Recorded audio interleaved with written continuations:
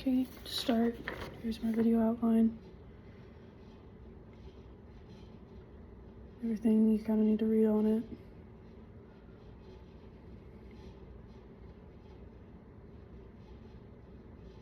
Okay. So, to kind of just introduce myself, my name's Sydney Hudnall. I'm a senior in marketing at WKU. I chose the area of marketing for this AI exploration project just because it is the field that I am going into and it is what I'm most curious about.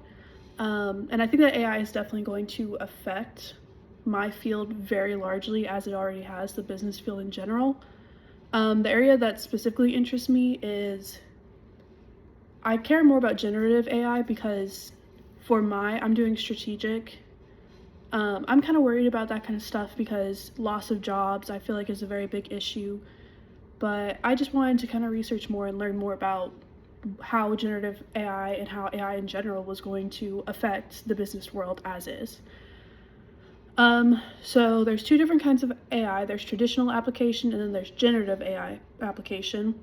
And so in the field of marketing, the traditional AI applications that are being seen, there is actually predictive analytics.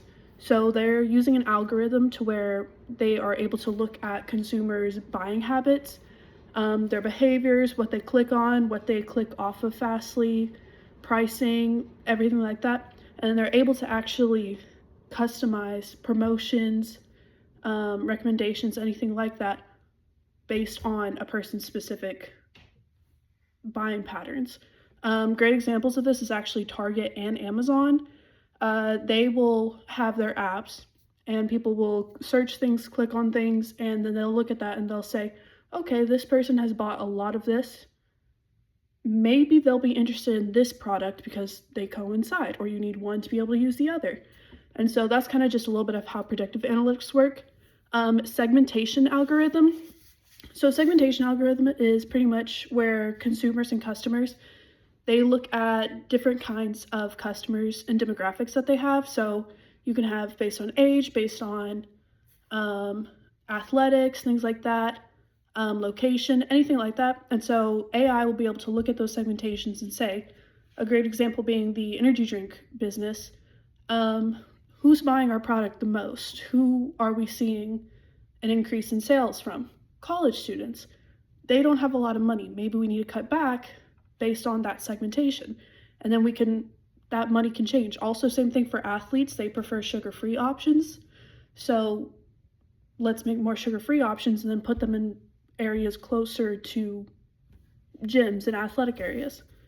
There's also like gaming whenever you think about it, because gamers are the kind to be drinking late at night and that kind of buying power. So what time are they? There's so much that goes into the AI of it all, of segmentation specifically. Another form of traditional AI application is actually recommendations, which kind of coincides with predictive AI analytics. And so recommendation-based can be seen in things like Netflix, where you have watched so many movies. If they notice that you're more into the genre of action movies, they will then form recommendations to keep you watching their system. So it's just AI saying, looking at all the things that you've watched, what you're interested in, and then recommending things after you finish a movie to keep you on their site or on their app. So that's just kind of traditional AI application that has been seen and that I was kind of researching.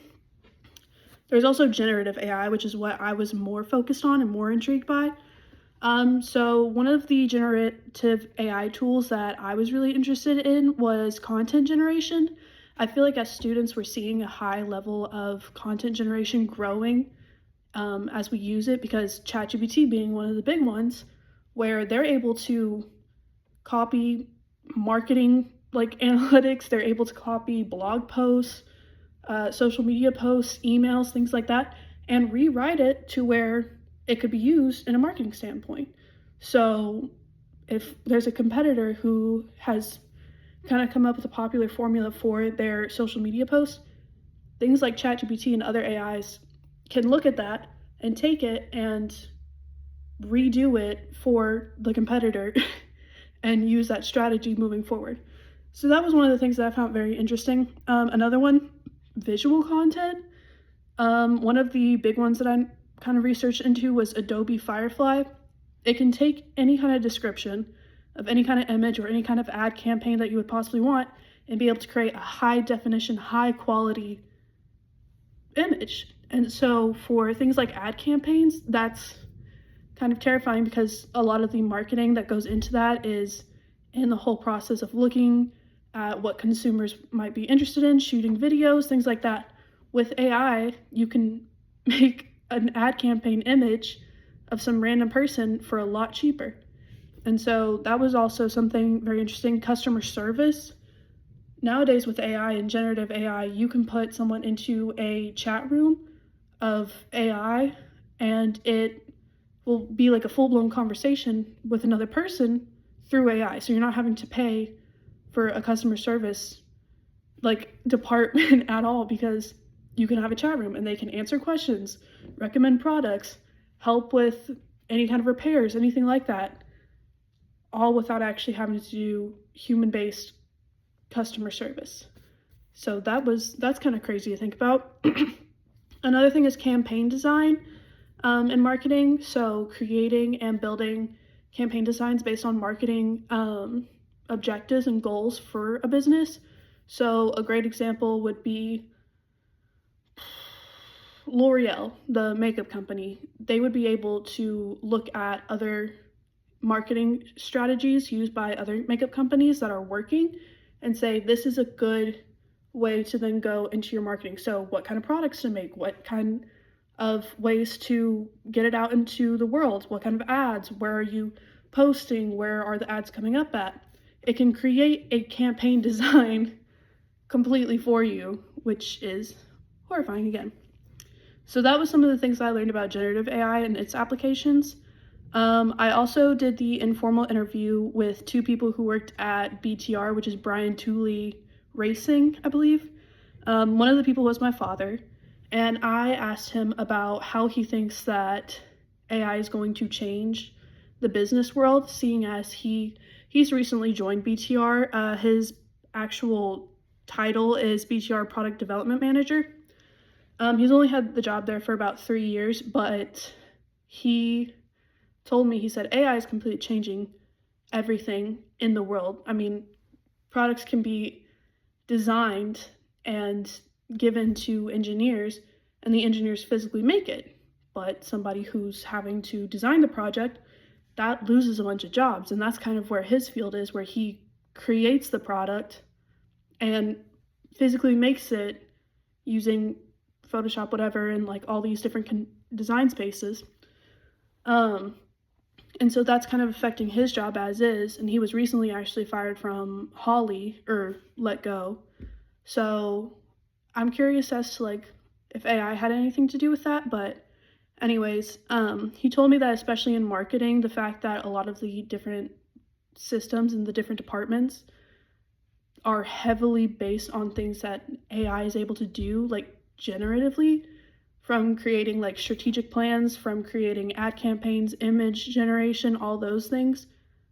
That is a bit scary. And he was like, I'm kind of worried about you as my daughter for you to be working in that kind of field. But he said, and this was something that was very interesting to me, was the people who will be fine and their jobs will be safe are the people who know how to use AI, which is this current generation of college students. The people who graduated 10 years ago, they're not going to be able to understand this or have training to the point where we go to a school that AI is something that we research. It's something that we work with. Teachers actually kind of suggest that we learn how to use it because it is becoming the norm, the standard for all businesses.